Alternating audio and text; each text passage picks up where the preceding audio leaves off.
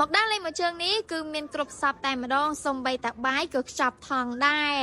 គ្រាន់តែងើបពីគេងភ្លាមតែងខ្លួនឲ្យស្អាតបាត់ចុះមកគឺជួយជាមួយនឹងចែទេបព្រឹកភ្លាមតែម្ដងតែសត្វតែថ្ងៃហ្នឹងគឺចែចំណាយពេលមួយថ្ងៃសម្រាប់នាំបងក៏ដូចជាពួកខ្ញុំដើរលេងផងដែរបងប្អូនទាំងអស់គ្នាគឺដើរលេងនៅប្រទេសម៉ាឡេដែលកន្លែងរបីមកប៉ុន្តែមុននឹងចេញដំណើរចែបព្រឹកមេតាខ្ញុំក៏មកបាញ់ជាមួយនឹងទឹកអប់អាតូមទៅដល់ទីណាកន្លែងណាក៏មិនដែលភ្លេចបាញ់ជាមួយនឹងទឹកអប់អាតូមមិនដែរដោយសារតែក្លិនហ្នឹងគឺក្រអូបខ្លាំងមែនតែនតែម្ដង6ក្លិន6ពណ៌គឺក្រអូបទាំង6ក្លិន6ពណ៌តែម្ដងហើយបើក្លិននីមួយគឺក្រអូបតាក់ទាញម្យ៉ាងម្នេះបាញ់បានទាំងបរោះបាញ់បានទាំងទឹកអប់អាតូមមិនកាន់តែបាញ់គឺកាន់តែចង់បាញ់ទៀតហ្មងដោយសារតែក្លិនឈ្ងុយហើយតាក់ទាញមែនតែឥឡូវនេះគឺដល់ម៉ោងចេញដំណើរទៅណាបងប្អូនទាំងអស់គ្នាម៉ែតាខ្ញុំនិយាយវាថាស្អាតខ្លាំងមែនតែវិញគឺថាសុំចាញ់ហ្មងហើយនេះគឺជាទេសភាពតាមផ្លូវនៅស្រុកគេបងប្អូនទាំងអស់គ្នាអើយយើងធ្វើដំណើរទៅកន្លែងញ៉ាំអីសិនហើយចាំបន្តដំណើរទៅកន្លែងដើរលេងអញ្ចឹងណាដោយសារតែចែព្រឹកគឺគាត់នាំមកញ៉ាំអីឲ្យឆ្អែតសិនបានឲ្យទៅដើរលេងបើអត់ឆ្អែតគឺចែព្រឹកអត់ឲ្យទៅដើរលេង